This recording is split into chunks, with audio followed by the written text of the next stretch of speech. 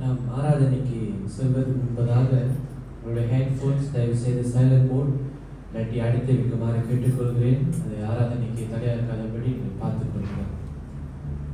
நாம் ஆராதனைக்கு ஆயத்தம் பண்ணுமாக பாலை நாம் பாடுவோம். ஜெபசித்தியோடு முழு இதயத்தோடு உண்மை துதிப்பேன் பாலை நாம் பாடுவோம்.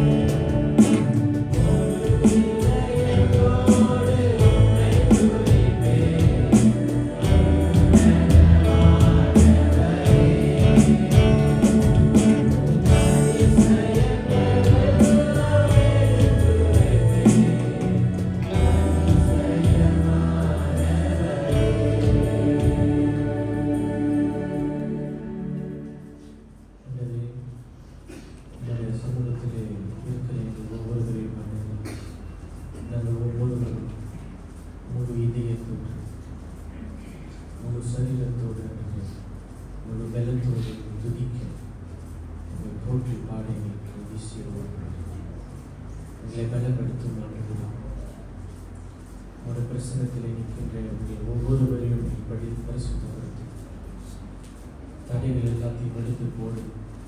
உண்மையை நாங்கள் துதிக்க, உண்மையை நாங்கள் போற்ற எங்களை வழிநடத்தும்படி நிச்சயம் ஈஸ்வரன் கேட்கலாம்.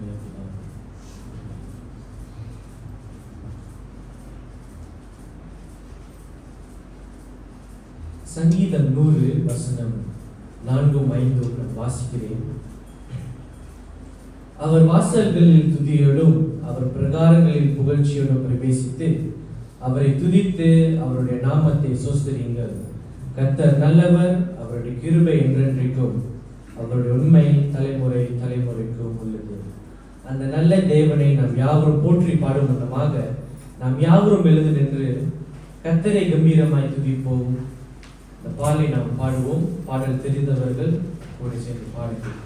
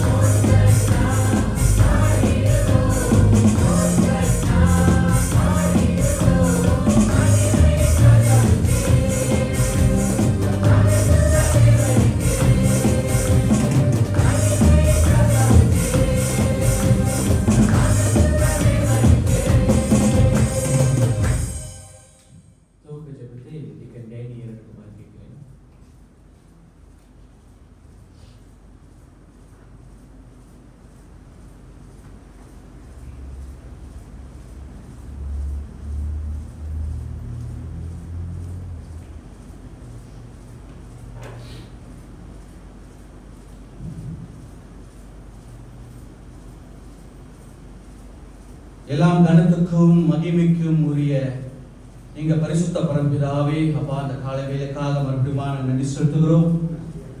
எல்லாம் ஒரு இறக்கத்துக்கு உரிய தேவனா இருப்பதற்காக நன்றிகளை செலுத்துகிறோம் ஆண்டவரே. அப்பா இப்படியாக குடும்பமாக ஆண்டவரே எங்களை ஒவ்வொரு பேத்தையும் விசேஷமாக நம்முடைய ஆலயத்துக்கு கூட்டி வந்ததுக்காக மறுபடியும் நன்றிகளை செலுத்துகிறோம் ஆண்டவரே. அப்பா அந்த ஒரு வாரம் முழுக்க ஆண்டவரே எங்களுடைய எல்லா தேவைகளும் நீ சந்தித்ததுக்காக நன்றி செலுத்துகிறோம். நீர் நல்லவரா இருப்பதற்காக நன்றி ஆண்டவரே. இந்த காலை வேளையில கூட ஆண்டவரே பல சூழ்நிலையில இருந்தாலும் ஆண்டவரே, வேதனையில் இருந்தாலும், கஷ்டத்தில் இருந்தாலும், கண்ணீரோடு இருந்தாலும் ஆண்டவரே உங்களுடைய கரம் நீங்க மேல் இருப்பதற்காக நன்றி செலுத்துகிறோம். அப்பா தனிமையிலே நாங்கள் நடக்கும் பொழுது கூட ஆண்டவரே எங்களோடு நடக்கின்ற தேவனா இருப்பதற்காக நன்றி ஆண்டவரே. உங்களுடைய கரம் உங்களுடைய பிரசனம் எங்க மேல் அதிகமாக இருந்ததுக்காக உங்களுக்கு நன்றி செலுத்துகிறோம். அப்பா அந்த காலை வேளையிலே நீர் கொடுத்த நல்ல பருவநிலைக்காக நன்றிகளை செலுத்துகிறோம். நீர் நல்லவரா இருப்பதற்காக மறுபடியும் நன்றியா இருக்கிறோம் ஆண்டவரே. அப்பா நீர் செய்த எல்லா நன்மைக்கும் நாங்கள் நன்றிகளை செலுத்துகிறோம். நீர் பெரியவரா இருக்கிறீர், உன்னதத்தில் வீற்றிருக்கிற தேவனா இருக்கிற ஆண்டவரே.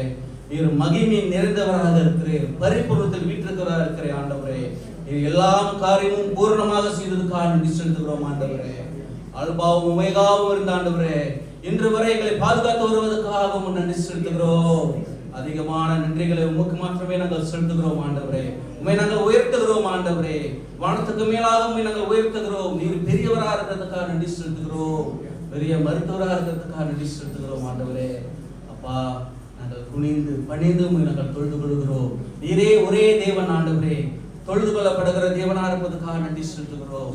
இந்த காலை வேலையை அதிகமாக ஆசீர்வதித்ததுக்காக நன்றி ஆண்டவரே. இந்த வேலையில மகன் சுராஜ்காக நாங்கள் ஜெபிக்கிறோம். பாடல் நடத்துகிறோம். மகனுக்கு நல்ல ஒரு குரல் வளர்த்து கொடுத்ததுக்காக நன்றி செலுத்துகிறோம். அந்த வேலையில ஆண்டவரே திரைக்கு முன்னால் ஊழியம் செய்திருக்கிறோம் உங்களை பிள்ளைகளை நாங்கள் நினைக்கிறோம் ஆண்டவரே. இவர்களையும் நீர் காத்து கொண்டதுக்காக நன்றி செலுத்துகிறோம். இசை வாசிக்கின்ற பிள்ளைகளையும் நீர் காத்து கொண்டதுக்காக நன்றி செலுத்துகிறோம். அப்பா நாங்கள் ஆயத்தத்தோடு நாங்கள் வந்திருக்கிறோம். இப்படியாக உங்களுடைய செய்தியை கேட்க நாங்கள் வந்திருக்கிறோம் ஆண்டவரே. எங்களுக்காக ஆயத்தப்பட்ட செய்தியானது ஆண்டவரே அது சிறப்பாக நாங்கள் கேட்க முடியாத உதவி செய்யும். அந்த செய்தியை ஏற்றி வந்த மகனுக்காக நாங்கள் ஜெபிக்கிறோம். நாங்கள் வருகிறோம் ஆண்டவரே. அவரோடு தங்கியிருந்ததுக்காக நன்றி செலுத்துகிறோம். ஆயத்தப்பட்ட அந்த வார்த்தையானது ஆண்டவரே அவர் மறைந்து நீர் வெளிப்பட விடமாக நாங்கள் ஜெபிக்கிறோம். அந்த உண்மை துவைத்தை நாங்கள் தெரிந்து கொள்ள முடியாத உதவி செய்யும் ஆண்டவரே. உங்களோட சத்தியம் மிக ஆழமாக இருக்கிறது ஆண்டவரே. அதை புரிந்து கொள்ள தன்மைகள் தர விடமாக நாங்கள் ஜெபிக்கிறோம். நமக்கு அதிகமாக நன்றி செலுத்துகிறோம் ஆண்டவரே. இந்த குற்றம் குறைகள் பாவங்கள் யாவும் இருந்தால் நீ மன்னிப்பு விடுமாக ஜெபிக்கிறோம். நாங்கள் இந்த காலை வேளையில் ஆண்டவரே பரிசுத்தமாக நாங்கள் பங்கு கொள்ள உதவி செய்யும் ஆண்டவரே. மாத்திரமே நாங்கள் நினைக்க உதவி செய்யும் ஆண்டவரே. நல்லவராக இருப்பதற்காக நன்றி சொல்லுகிறோம். நேற்று ஒப்பு கொடுத்து இந்த ஜெபத்தை இருக்கிறோம் ஜீவன் உள்ள பரம்பிதாவே. அமர்கள்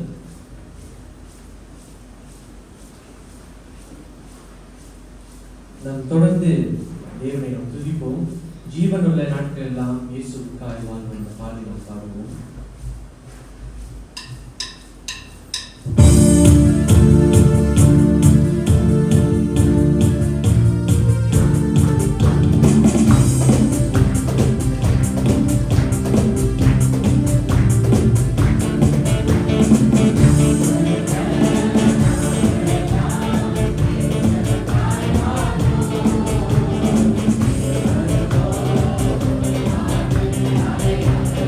Thank you.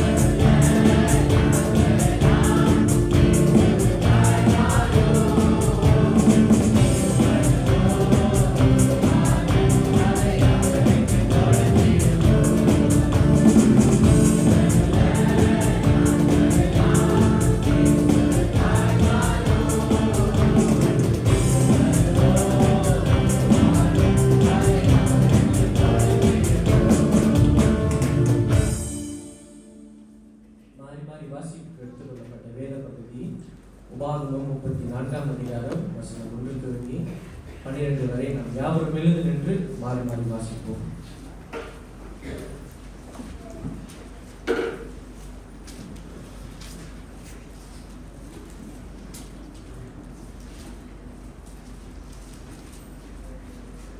உபாகமம் 34ஆம் அதிகாரம் பழைய ஏற்பாட்டின் பக்கம் 268 1 தொடங்கி 12ஆம் வசனம் வரை. பின்பு மோசே மோவாபின் சமமான வெளியிலிருந்து எரிகோவுக்கு எதிரான நோபா மலையிலிருந்து பஸ்காவின் கொடுமுடியில் ஏறினான். அப்பொழுது கர்த்தர் அவனுக்கு தான் மட்டுமுள்ள கிலியத் தேசம் அனைத்தையும்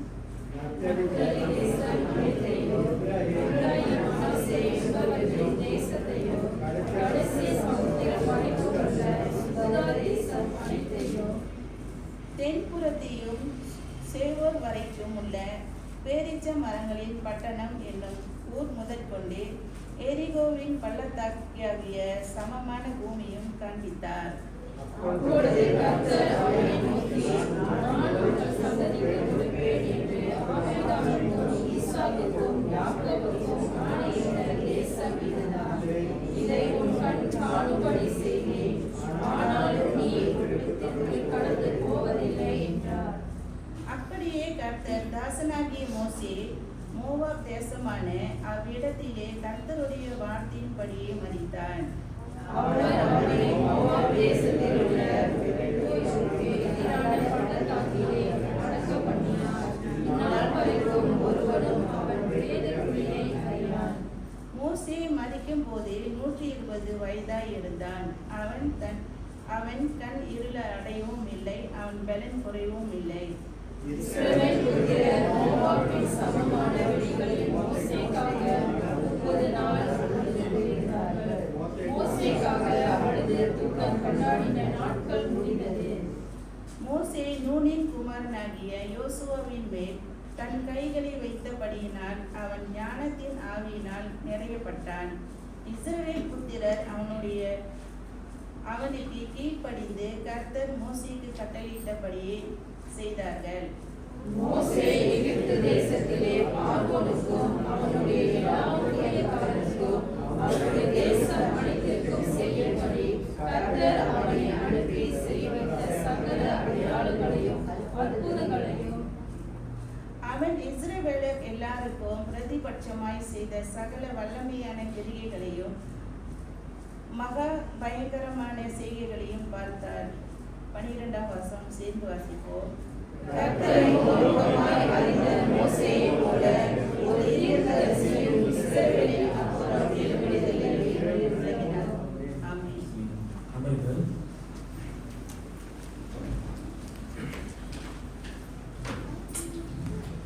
இயேசு கிறிஸ்துவின் இனிய நாமத்திலே உங்கள் யாவரையும் கொடுத்து நாம் காலை ஆராதனைக்கு வரவேற்கிறோம்.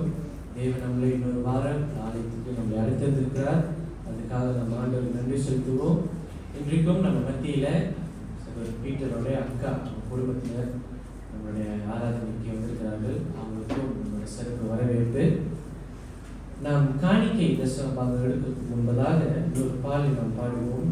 தேவா நான் எதினால் விசேஷித்தவன்.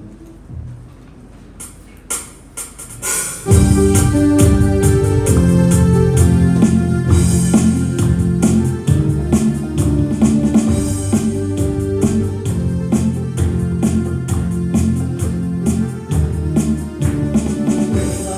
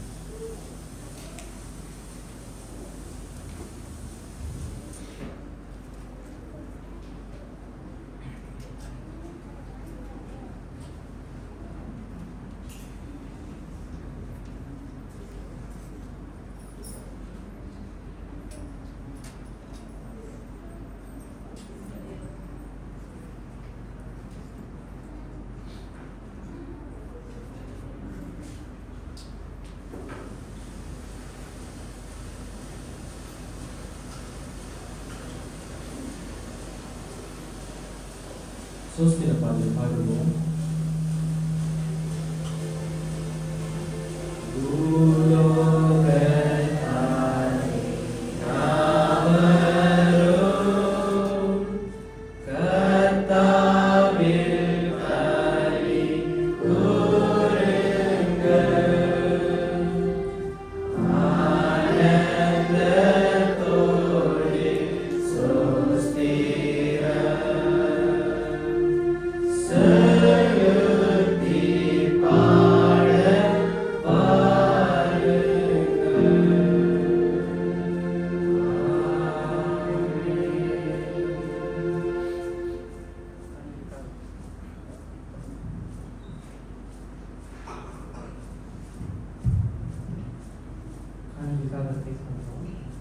அன்பின் ஆண்டவரே, இந்த நாளுக்காக உங்களுக்கு நன்றி செலுத்துகிறோம் சுவாமி.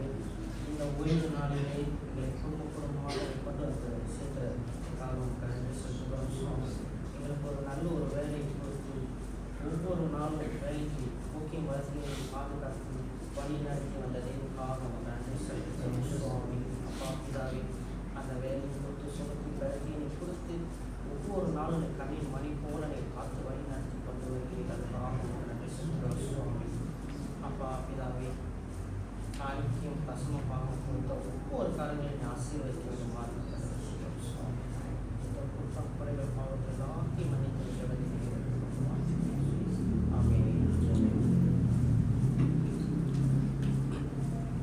நாம் ஜெபசந்தியோடு நம் யாவரும் எழுந்து எபினேசரே உதவியினுடைய ஆராதனை பாடுவோம். பாடலுக்கு பிறகு எங்கள் ஜான் கண்ணா நம்மை போதனை ஜபத்தை வழிநடத்துவார்.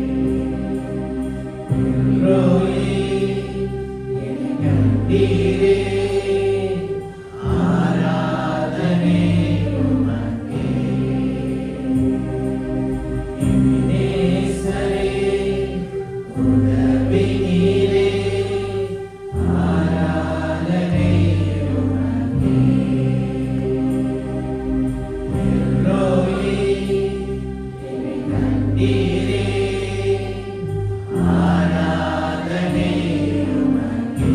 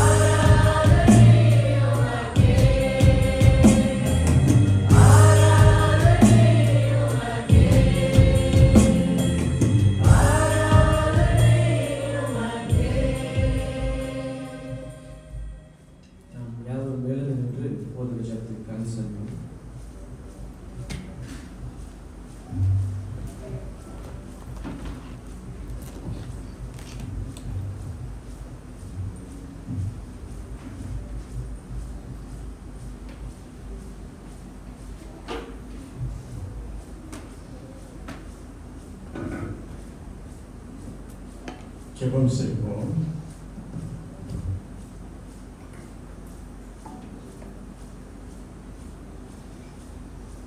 எங்கள் பரலின் அன்பின் பரலோக பிதாவே, இந்த பரிசுத்த ஓய்வு நாளுக்காக நாங்கள் உமக்கு நன்றி செலுத்திக் கொள்கிறோம். ஒரு குடும்பமாய் இன்றைக்கு உடைய சமூகத்திலே நாங்கள் வரும்படி கர்த்தர் பாராட்டின எல்லா தயவுக்காக நாங்கள் உமக்கு நன்றி செலுத்திக் கொள்கிறோம். ஆண்டவரே, இந்த கிறிஸ்துமஸ் நாளை முன்னிட்டு ஆண்டவரே உம்மை நாங்கள் மறவாதபடி இந்த பரிசுத்த ஓய்வு நாளை நாங்கள் ஆசாரிக்கும்படி சபையாருக்கு நீர் கிருபை கொடுத்தீர். அதற்காக நன்றி செலுத்திக் கொள்கிறோம். ஆண்டவரே, எங்களுடைய இருதயத்தின் விண்ணப்பங்களையும் ஏக்கங்களையும் நீர் அறிந்த தேவனாக இருக்கிறீர். ஏற்ற காலத்தில் நீர் எங்களுக்கு பதில் கொடுத்து எங்களை சமாதானத்துக்குள்ளே நீ நடத்த போவதற்காக நாங்கள் உமக்கு நன்றி செலுத்திக் கொள்கிறோம். இன்றைக்கும் ஆண்டவரே, இந்த ஆண்டு இறுதி ஆராதனையிலே நாங்கள் வந்து அப்படியாக உம்முடைய பாதப்படியிலே நாங்கள் படியும்படி ஆண்டவரே இந்த ஒரு வாய்ப்பை நீர் எங்களுக்கு கொடுத்தீர். அதற்காக நாங்கள் உமக்கு நன்றி செலுத்திக் கொள்கிறோம். ஆண்டவரே, எங்களுடைய ஆயுளை நீர் நீடிக்க பண்ணி இந்த ஆண்டு இறுதியிலே நாங்கள் வந்து சேரும்படி ஆண்டவரே ஒவ்வொரு நாளும் உம்முடைய தயவு உம்முடைய வழிநடத்துதல் எங்களோடு இருந்ததற்காக நாங்கள் உமக்கு நன்றி செலுத்திக் கொள்கிறோம். கடந்த நாட்களிலே எங்களுடைய கிறிஸ்துமஸ் ஆராதனை நீர் மெய்யாகவே ஆசீர்வதித்து ஆண்டவரே இந்த சுவிசேஷத்தை நாங்கள் ஜனங்களுக்கு கூறும்படியான வாய்ப்புகளை நீர் கொடுத்தீர். அதற்காக உமக்கு நன்றி. கர்த்தர் இயேசு கிறிஸ்து இந்த பூமியிலே எதற்காக நீர் வந்தீர் என்று ஜனங்களுக்கு அறிவிக்கும்படி அந்த வாய்ப்புகளை நீர் வாய்க்க பண்ணதற்காக நாங்கள் உமக்கு நன்றி செலுத்திக் கொள்கிறோம். ஆண்டவரே, அப்படியாக இந்த வாரத்தில் நடக்க போகிற எல்லா ஊழியங்களுக்காக நாங்கள் உமக்கு நன்றி செலுத்திக் கொள்கிறோம். இந்த வருகின்ற சனிக்கிழமை நடக்க இருக்கின்ற இந்த ஐக்கிய கூட்டத்தை ஃபெலோஷிப்பை கர்த்தர் தொடர்ந்து ஆசீர்வதிக்க நாங்கள் வேண்டுதல் செய்கிறோம். எல்லா ஏற்பாடுகளும் கர்த்தர் நடத்தி தார நாங்கள் வேண்டுதல் செய்கிறோம். நாங்கள் ஒருமனப்பட்டவர்களாக திருச்சபையிலே கூடி கர்த்தர் செய்த நன்மைகளை ஆண்டவரே நாங்கள் சாட்சியாய் பகிரும்படி ஆண்டவரே ஒருத்தருக்கு ஒருத்தர் நலம் விசாரித்து இந்த புதிய ஆண்டுக்குள்ளே நாங்கள் கடந்து செல்லும்படி கர்த்தர் எங்களுக்கு கிருபை பாராட்ட நாங்கள் வேண்டுதல் செய்கிறோம். ஞாயிற்றுக்கிழமை எல்லா ஆராதனையும் இந்த புதிய ஆண்டிலே நடக்கின்ற எல்லா ஆராதனைகளும் கர்த்தர் ஆசீர்வதிக்க ஊழியம் செய்கின்ற ஒவ்வொரு பிள்ளைகளுக்கும் கர்த்தர் தொடர்ந்து கிருபை பாராட்ட நாங்கள் வேண்டுதல் செய்கிறோம். ஆண்டவரே, மெய்யாகவே உளுத்தராம் திருச்சபையை நீர் இந்த ஆண்டிலே விசேஷித்த முறையில் ஆண்டவரே சபையினரையும் குடும்பத்தையும் ஆண்டவரே தனிப்பட்டவரையும் ஆண்டவரே நீ நடத்தி வந்த தயவுக்காக நாங்கள் நன்றி செலுத்திக் கொள்கிறோம். பலவிதமான வாழ்க்கையில பலவிதமான போராட்டத்தின் மத்தியில கர்த்தர் அவர்களுக்கு துணையாயிருந்து பயப்படாதே திகையாதே நான் உன்னோடு இருப்பேன் என்று உடைய வாக்குத்தத்த வார்த்தை ஜனங்களுக்கு நீர் கொடுத்து அதே போல ஆண்டவரே நீர் அவர்களை வழிநடத்தி வந்ததற்காக நாங்கள் உமக்கு நன்றி செலுத்திக் கொள்கிறோம். சபையில இருக்கின்ற வியாதிஸ்தருக்காக நாங்கள் செபிக்கிறோம். குறிப்பாக சகோதரர் டேனிக்காக நாங்கள் செபிக்கிறோம். இந்த ஆண்டை கடந்து வர மகனுக்கு நீர் கிருபை பாராட்டினீர். அதற்காக நாங்கள் நன்றி செலுத்திக் கொள்கிறோம். ஒவ்வொரு நாளும் ஆண்டவரே பலவீனத்தின் மத்தியிலே கர்த்தரை அவர் தேடும்படி ஆண்டவரே கர்த்தர் மேல் வைத்திருக்கின்ற அந்த நம்பிக்கையும் விசுவாசத்தையும் நீர் உறுதிப்படுத்தி வருவதற்காக நாங்கள் உங்களுக்கு நன்றி செலுத்திக் கொள்கிறோம். தனித்து இருக்கின்ற தாய்மார்களுக்கு ஆண்டவரே நீர் கிருபை பாராட்டி இருக்கிறீர். அதற்காக உங்களுக்கு நன்றி. ஆண்டவரே, குடும்பத்தில் ஆண்டவரே போராட்டத்தின் மத்தியிலே கடந்து போகிற ஒவ்வொரு குடும்பங்களுக்கும் ஏற்ற நேரத்தில் நீர் அவர்களுக்கு சமாதானத்தை கொடுத்து ஆண்டவரே காரியங்களை சரிவர செய்யும்படியான ஞானத்தை கொடுத்து ஆண்டவரே எப்பொழுதும் கர்த்தரையே சார்ந்து வாழும்படியான அந்த நிலையை நீர் அவர்களுக்கு உண்டு பண்ணி இருக்கிறீர். அதற்காக நாங்கள் உமக்கு நன்றி செலுத்திக் கொள்கிறோம். நீர் எங்களுக்கு சகாயம் செய்கின்ற தேவனாக இருக்கிறீர். எங்களுக்கு ஒத்தாசை வரும் பர்வதங்களுக்கு நேராக எங்களுடைய கண்களை நாங்கள் எப்பொழுதும் ஏறெடுத்து பார்க்கும் போதெல்லாம் ஆண்டவரே, பரலோகத்திலிருந்து நீர் எங்களுக்கு ஒத்தாசை கொடுத்தீர். அதற்காக உமக்கு நன்றி செலுத்திக் கொள்கிறோம். அப்படியாக ஆண்டவரே, பலவீனத்தினால, சரீரத்தில் இருக்கின்ற பலவீனத்தினால இருக்கின்ற ஒவ்வொரு பிள்ளைகளுக்கும் ஆண்டவரே நீர் சுகத்தை கொடுத்து மருந்தின் மூலியமாக அவர்களுக்கு சுகத்தை கொடுத்து வருகிறேன். அதற்காக நாங்கள் உமக்கு நன்றி செலுத்திக் கொள்கிறோம். எங்களுடைய வாலிப பிள்ளைகளை நீர் காப்பாற்றினீர். அதற்காக நாங்கள் உமக்கு நன்றி செலுத்திக் கொள்கிறோம். ஆண்டவரே, உண்மைதான், பல நேரத்திலே எங்களுடைய கட்டுப்பாட்டுக்கு மேலாக மீறி நடக்கின்ற காரியங்கள் நாங்கள் எண்ணி பார்க்கும் பொழுது ஆண்டவரே நீர் ஆளுகை செய்கிறேன். எல்லா காரியமும் ஆண்டவரே உம்முடைய அனுமதியோடு நடக்கிறது என்று நாங்கள் ஏற்றுக்கொள்ள ஆண்டவரே, அதற்கு ஏற்ற வண்ணமாக எங்களுடைய விசுவாசத்தை நாங்கள் கர்த்தர் மேல் வைத்திருக்கின்ற அந்த விசுவாசத்தை அதிகாரம் பண்ணிக்க ஆண்டவரே, தொடர்ந்து நீர் எங்களுக்கு கிருபைப்படுத்த நாங்கள் வேண்டுதல் செய்கிறோம். குடும்பத்தில சமாதானத்தை நீர் தொடர்ந்து தந்திருக்கிறீர். அதற்காக உமக்கு நன்றி. இந்த ஆண்டிலே நாங்கள் எல்லோரும் ஆண்டவரே ஊழியம் செய்யும்படி கர்த்தர் எங்களுக்கு கிருபை பாராட்டி இருக்கிறேன். பல நேரத்தில் ஆண்டவரே எங்களுடைய ஊழிய பாதையிலே நாங்கள் சோர்வு அடைந்திருக்கிறோம். எங்களுக்கு நீர் பலத்தை கொடுத்து எங்களை நீர் நடத்தி வந்திருக்கிறேன். அதற்காக நாங்கள் உமக்கு நன்றி செலுத்திக் கொள்கிறோம். மத்தியில் இருக்கின்ற சிறு பிள்ளைகளை நீர் வழி நடத்தி இருக்கிறீர் ஆண்டவரே, காப்பாற்றி வந்திருக்கிறீர். அதற்காக நாங்கள் உமக்கு நன்றி செலுத்திக் கொள்கிறோம். ஒவ்வொரு நாளும் அவர்கள் பள்ளிக்கு போகும்போது வேண்டிய பாதுகாப்பை நீர் கொடுத்திருக்கிறேன். அதற்காக நாங்கள் உமக்கு நன்றி செலுத்திக் கொள்கிறோம். ஆண்டவரே, உம்முடைய கிருபை, உம்முடைய தயவு உளுத்திராம் திருச்சபையின் மேல தொடர்ந்து இருந்ததற்காக நாங்கள் உமக்கு நன்றி செலுத்திக் கொள்கிறோம். ஆண்டவரே, இந்த வாரத்தில் பிறந்த நாளை எத்தனிக்கின்ற பிள்ளைகளுக்காக நாங்கள் வேண்டுதல் செய்கிறோம். சிறுமி எலிஷாவுக்காக நாங்கள் செபிக்கிறோம். சகோதரர் ஏரனுக்காக நாங்கள் செபிக்கிறோம். ஆண்டவரே, சகோதரி கீதாவுக்காக நாங்கள் செபிக்கிறோம். ஆண்டவரே, கோவிந்த் ஜீவித்ராவுக்காக நாங்கள் செபிக்கிறோம். சகோதரர் மோரிஸ்காக நாங்கள் செபிக்கிறோம். ஆண்டவரே, இந்த பிள்ளைகள் தொடர்ந்து கர்த்தர் மேல் வைத்திருக்கின்ற அந்த விசுவாசத்திலும் நம்பிக்கையிலும் உறுதியாக இருக்க, கர்த்தரையே சார்ந்து வாழ, தேவனுடைய ஞானத்தை அவர்களுக்கு நீர் கொடுக்கும்படி நாங்கள் வேண்டுதல் செய்கிறோம்.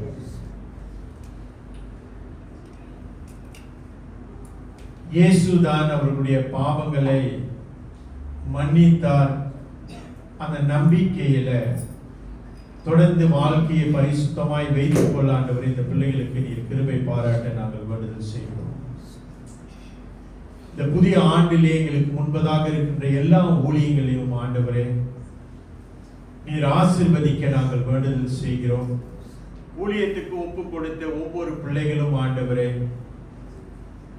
தொடர்ந்து கரிசனையோடு பயபக்தியோடு தேவன் எனக்கு கொடுத்த இந்த தாளத்தின் நிமித்தமாக கர்த்தருக்காக பயன்படுத்தும்படி இந்த பிள்ளைகளுக்கு தொடர்ந்து கிருபை பாராட்ட நாங்கள் வேண்டுதல் செய்கிறோம்.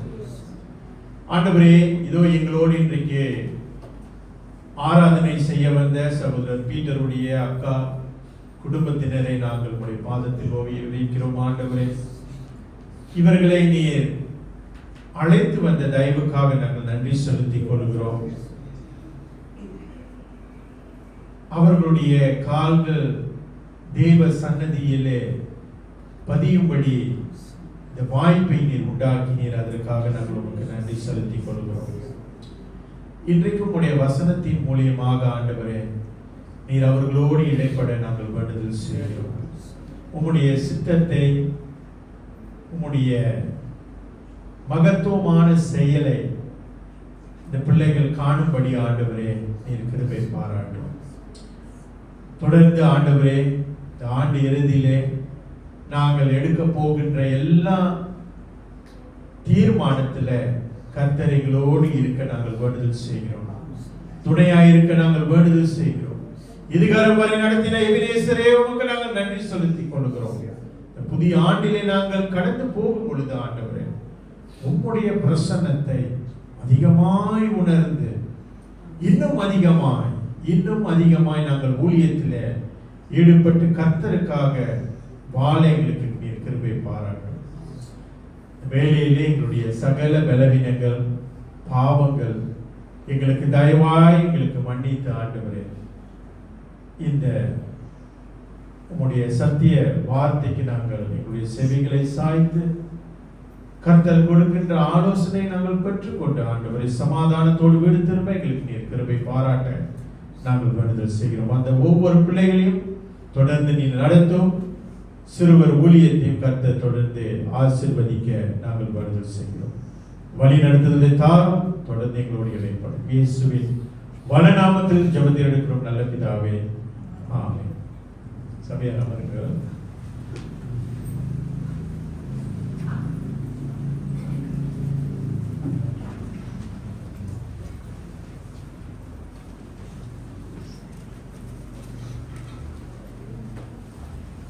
சிறு பிள்ளைகள் உங்களுடைய வகுப்புக்கு இருக்கலாம்.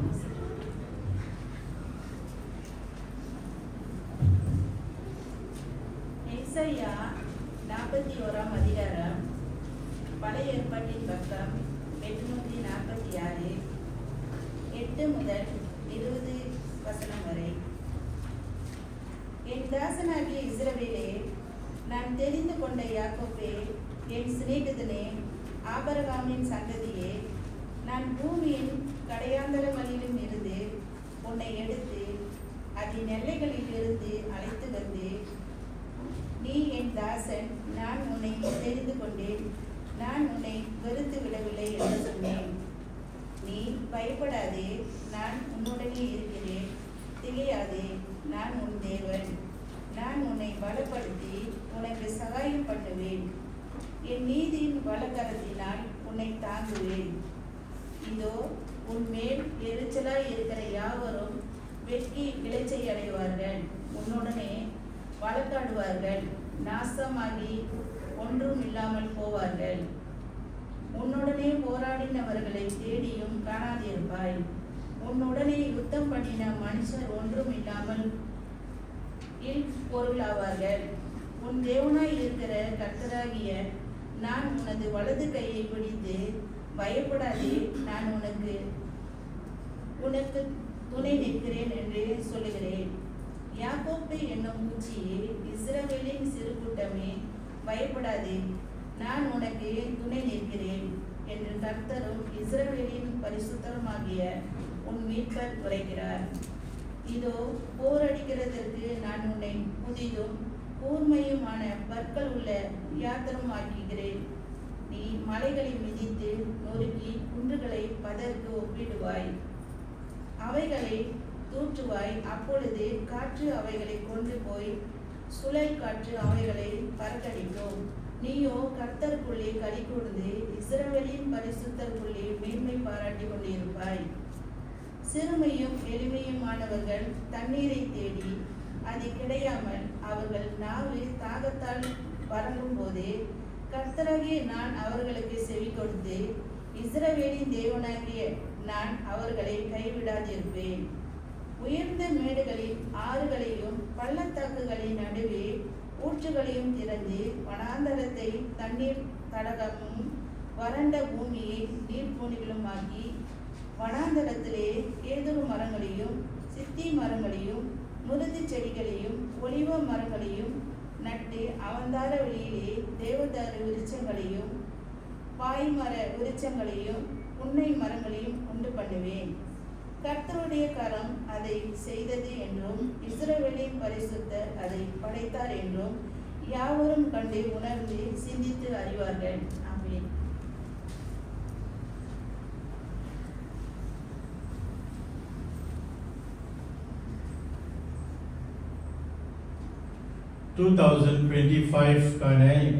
கடைசி தெய்வ செய்தி, கடைசி ஆராதனையிலே நாம் எல்லாரும் வந்து அமர்ந்திருக்கிறோம். மெய்யாகவே ஆண்டவருக்கு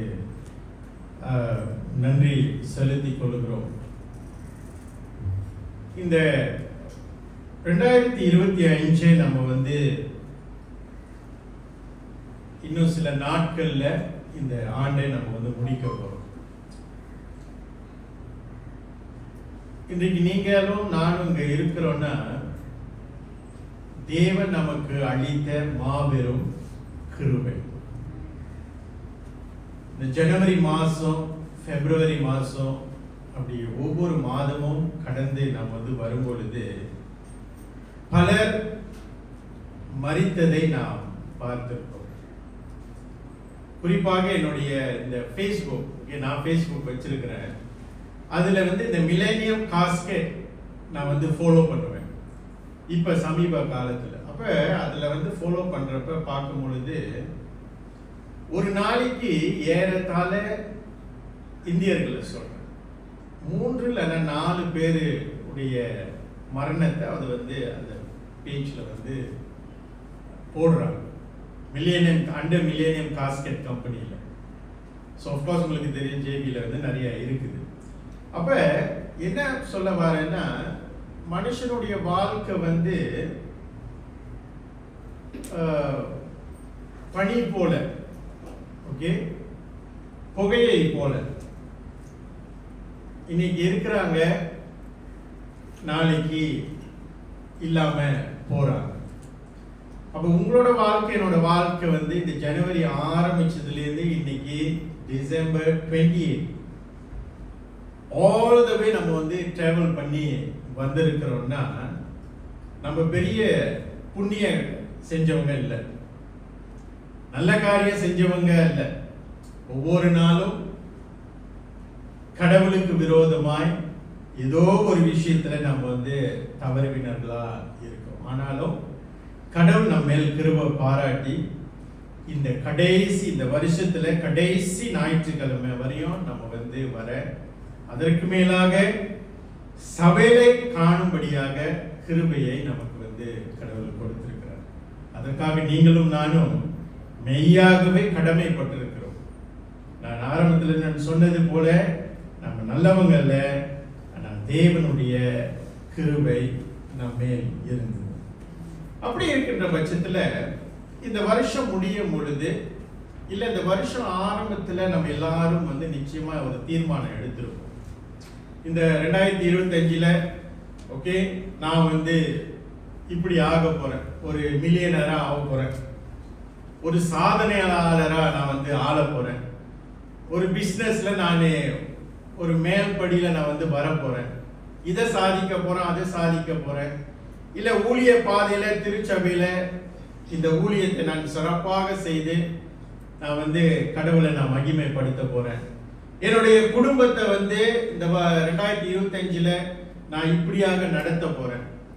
ஓகே, எந்தெந்த விஷயத்துல நான் பலவீனப்பட்டிருக்கோமோ, என் குடும்பம் பலவீனப்பட்டிருக்கோமோ அதை தீர்த்து இந்த வருஷ கடைசிக்குள்ள ஓகே ஒரு சம்பூர்ணமான குடும்பத்தை நான் வந்து உருவாக்க போறேன் அப்படின்னு நம்ம வந்து தீர்மானிச்சிருக்கலாம். ஒரு சிலர் வந்துட்டு இந்த வருஷம் நான் நல்ல ஒரு பொண்ணு தேட போறேன், நல்ல ஒரு மாப்பிள்ளை தேட போறேன், நல்ல ஒரு திருமணம் பண்ணிக்க போறேன், ஓகே, ஒரு கார் வாங்க போறேன், ஒரு வீடு வாங்க போறேன், ஏதாச்சும்.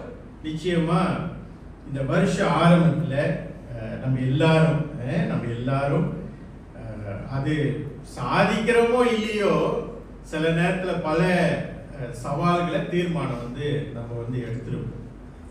சரி, இப்ப என்னன்னா, இப்ப உங்களை வந்து நீங்க வந்து கேள்வி கேளுங்க, உங்களை பார்த்து நீங்க வந்து கேள்வி கேளுங்க, உங்க மனசை கொஞ்சம் ஆராய்ஞ்சு நீங்க வந்து சொல்லுங்க, நான் எடுத்த தீர்மானத்துல இன்னைக்கு வந்து நான் வெற்றி பெற்றிருக்கிறேன். வருஷம் முடிய போது ஜனவரியிலயோ பிப்ரவரியிலயோ இல்ல போன வருஷம் டிசம்பர்ல நீங்க எடுத்த தீர்மானத்துல இப்ப நீங்க வந்து அதை கொஞ்சம் சிந்திச்சு பாருங்க, நான் வெற்றிகரமா செய்து முடித்தேனா? உங்கள எத்தனை பேர் அப்படிப்பட்ட வார்த்தையை நீங்க வந்து சொல்ல முடியும்? இல்ல ஒரு சிலர் வந்து நான் எடுத்த தீர்மானத்துல நான் தவறிவிட்டேன் அப்படி சொல்றவங்க இருக்கிறீங்களா? இல்ல சில பேர் வந்து சொல்லலாம், எந்த ஒரு மாற்றமும் இல்லை, வருஷம் ஜனவரியில எடுத்து டிசம்பர்ல அப்படியே தான், ஓகே, எந்த ஒரு மாற்றமும் இல்ல அப்படின்னு சொல்லக்கூடியவர்கள் நீங்கள் யாராவது இருக்கிறீங்களா? இல்ல ஒரு சிலர் வந்து இப்படி சொல்லுவாங்க, enough is enough. ஓகே, போதுண்டா சாமி நான் எடுத்த தீர்மானத்துல. ஓகே, என்னால அதை கோப் பண்ண முடியல, என்னால அதை செய்ய முடியல. ரொம்ப ஒரு இக்கட்டான நிலையில நம்ம வந்து வரும் பொழுது thing is getting worse. Okay, காரியங்கள் இன்னும் worst-ஆ போயிட்டு இருக்குது. வருஷம் ஆரம்பத்துல கொஞ்சம் நல்ல மாதிரி தான் ஆரம்பிச்சோம், ஆனா மாதம் போக போக போக என்ன வந்து காரியம் வந்து எப்படியாவது thing is getting worse. அந்த நிலையில நீங்களும் நானும் இப்பொழுது சொல்ல முடியுமா, நான் என்னுடைய தீர்மானத்துல நான் தோர்த்து போய்விட்டேன், என்னை இந்த காரியம் வந்து I'm giving up, and some might say nothing changes and getting worse. அப்படின்னா ஏதோ ஒரு காரியத்தை உங்களாலும் என்னாலும் சொல்ல முடியும். ஓகே, அது வந்து நம்மளோட வேலை நிமித்தமா இருக்கலாம், நம்மளுடைய வியாதி நிமித்தமா இருக்கலாம், நம்மளோட விசுவாசத்தை நிமித்தமா இருக்கலாம். ஏதோ ஒரு காரியம் சொல்லணும்னா நீங்க வந்து நிச்சயமா சொல்ல முடியும். அந்த காரியத்தை இந்த வருகின்ற சனிக்கிழமை உங்களுடைய சாட்சியில நிச்சயமா நீங்க வந்து சொல்லலாம். ஓகே, தோல்வி அடைஞ்சா அது வந்து பெருசு இல்லை, கர்த்தர் நம்மளை ஆயத்தப்படுத்துகிறார் என்று அந்த பாடத்தை நீங்களும் நானும் புரிஞ்சு கொள்ள வேண்டும். இந்த பகுதியிலிருந்து இந்த ஏசாயா 41ஆம் அதிகாரத்துல இப்ப நம்ம வாசிச்ச இந்த எல்லா வசனத்திலையும் இந்த 10-20 வசனம் வந்து நீங்க வந்து நம்ம வாசிக்க கேட்டோம். இன்றைக்கு நான் வந்து இந்த 10வது வசனத்தை மாத்திரம் நான் ஃபோக்கஸ் பண்ண விரும்புகிறேன். ஏன் இந்த 10வது வசனத்தை மாத்திரம் நான் ஃபோக்கஸ் பண்ண விரும்புறேன்னா, இந்த 11-20 கர்த்தர் இந்த இஸ்ரவேல் ஜனங்களுக்கு செய்த நன்மைகளை ரொம்ப டீடைல்ஸா சொல்றாரு. நான் உங்களை ஆசீர்வதிச்சேன் அப்படின்னு சொல்லாதபடி நீங்க இந்த 11-20 வாசிச்சீங்கன்னா என்னென்னலாம் செஞ்சேன்னு கர்த்தர் இங்க வந்து எழுதி இருக்கிறார். நம்மளோட வாழ்க்கையில பல நேரத்தில் அந்த மாதிரி தான், கர்த்தர் என்னை ஆசீர்வதிச்சார், ரொம்ப ஒரு ஃபார்மலான ஸ்டேட்மெண்ட் சொல்லிடுவோம். ஆசீர்வதிச்சார்னா என்ன ஆசீர்வதிச்சார்? இப்போ ஒரு வியாதியை நீங்க வந்து கடந்து போறீங்க. ஓகே, அந்த வியாதியை கடந்து போற அந்த காலகட்டத்தில் ஒவ்வொரு நாளும் ஒவ்வொரு நிமிடமும் நீங்க கடந்து போன அந்த நிலையை வந்து நீங்க கடவுள்கிட்ட சொல்லி, கர்த்தர் எனக்கு சுகத்தை கொடுத்தார். இப்ப நான் வந்து கேட்கும் எப்படி சுகத்தை கொடுத்தார்? ஓகே, அது வந்து நான் உங்கள்கிட்ட என்ன நீங்க நீங்க கடந்து போகும்போது அது நான் உங்க இடத்துல கேட்கும் போது தான் நீங்க டீட்டெயில்ஸா சொல்லுவீங்க. இந்த நிலை வரும் பொழுது, இந்த நிலை வரும் பொழுது அப்படிதாங்க கடவுள் நம்மளை வந்து ஆசீர்வதிச்சாருன்னா, கடவுள் நம்மளை வந்து வழி நடத்தினார்னா, ஒரு அந்த ஸ்டோரியில அந்த ஆசீர்வாதத்துல அந்த டீடைல்ஸ் வந்து நம்ம வந்து பார்க்கணும். அப்ப இன்னைக்கு வந்து கர்த்தர் செய்த நன்மைகளை நீங்களும் நானும் பல நேரத்தில் எப்படி தெரியுங்களா, கர்த்தர் என்னை நடத்தினார், முடிஞ்சது. கர்த்தர் என்னை ஆசீர்வதிச்சார். நம்ம நடந்து போன அந்த நிலையை பல நேரத்தில் நம்ம வந்து சிந்திக்கிறது இல்லை. எப்படி நடத்தினார்? ஒவ்வொரு நிமிடம் ஒவ்வொரு சூழ்நிலையிலும் நீங்க வந்து எண்ணி பார்த்திருக்கிறோமா? நம்ம வந்துட்டு ஒவ்வொரு நிலையும் அவர் நடத்துகின்ற விதம் வித்தியாசமாய். ஆனா நம்ம தான் பல நேரத்துல கர்த்தர் என்னை ஆசீர்வதித்தார், கர்த்தர் என்னை நடத்தினார். அந்த நடத்தின விதத்தையும் நிலையையும் நாம் ரொம்ப டீடைல்ஸா கடவுளுக்கு நன்றி ஏறெடுக்கும் போது அதை சொல்லி நம்ம வந்து ஏறெடுக்கணும். இந்த பகுதியில நம்ம வந்து பார்க்கும்போது வசனம் 10ல இப்படிப்பட்ட நிலையை நம்ம வந்து சொன்ன, ஒருவேளை நம்மளுடைய நம்ம எடுத்த தீர்மானத்துல நம்ம வந்து சோர்ந்து போயிருக்கலாம். இன்னைக்கு வந்து ரொம்ப ஒரு உடைஞ்சு போன நிலையில நீங்களும் நானும் ஒருவேளை வந்து இங்க அமர்ந்து இருக்கலாம். ஓகே, எல்லாம் முடிந்தது, எனக்கு எந்த ஒரு நம்பிக்கையும் இல்லை, இந்த புதிய ஆண்டுல நான் வந்து கடந்து போகும்போது இந்த மேல என் வாழ்க்கை இப்படித்தான் இருக்க போது போல இருக்கு, ஒரு நம்பிக்கையற்ற நிலையில நீங்களும் நானும் ஒரு வேலைக்கு வந்து உட்கார்ந்து இருக்கோம். இந்த ஆண்டு இறுதியில கர்த்தர் உங்களுக்கு கொடுக்கின்ற வாக்குத்தத்த வசனம் என்னன்னா, வாசிங்க, எல்லோரும் சேர்ந்து வாசிப்போமா? ஐசையா 41ஆம் அதிகாரம் வசனம் 10. இன்றைக்கு கடவுள் உங்களுக்கு எனக்கும் கொடுக்கின்ற வாக்குத்தத்தத்தை நாம் வாசிப்போம். 41:10 எல்லோரும் சேர்ந்து வாசிப்போம். 1, 2, 3. Fear not, for I am with you. Be not be dismayed, For I am your God. I will strengthen you. Yes, I will help you. I will uphold you with my righteous right hand. இதுதான் இன்னைக்கு பிரசங்கத்தினுடைய பாடம் இந்த ஒரே வசனத்துல. முதலாவது, கடவுள் இந்த வசனத்தை அவர் சொல்லும் பொழுது பயப்படாதே திகையாதே என்று சொல்லும் பொழுது, இப்ப ஒரு குழந்தைய பார்த்து ஒரு தகப்பன் ஒரு தாய் சொல்றாருன்னு வைங்க, பயப்படாத அப்படின்னு சொல்லிட்டு அந்த தகப்பன் போயிட்டாருன்னா, இல்ல அந்த தாய் போயிட்டாங்கன்னா, அந்த குழந்தைக்கு எப்படி ஒரு நிலை இருக்கும்? அந்த பயம் இருந்து கொண்டே இருக்கும். இல்ல இப்போ ஒரு குழந்தைகிட்ட நீங்க சொல்றீங்க பயப்படாதப்பா அப்படின்னு சொல்லி அவங்க பக்கத்துல நீங்க நின்னீங்கன்னா அந்த குழந்தை பயப்படாது. ஏன்? என்ன நம்பிக்கை? எங்க அப்பா என்னோட இருக்கிறார், என் தாய் என்னோட இருக்கிறார். அப்ப அந்த தகப்பனுடைய அந்த பிரசன்னம் அங்க இருக்கிறனால அந்த குழந்தை பயப்பட வேண்டிய அவசியம் இல்லை. அதேதான் ஆண்டவர் நம்மளை பார்த்து சொல்றாரு, பயப்படாதே திகையாகாதே, ஏனென்றால் நான் உன்னோடு இருப்பேன். அதற்கு முன்பதாக அவர் சொல்றாரு, வாசிங்க அந்த 10 முதல் பகுதியில வாசிங்க.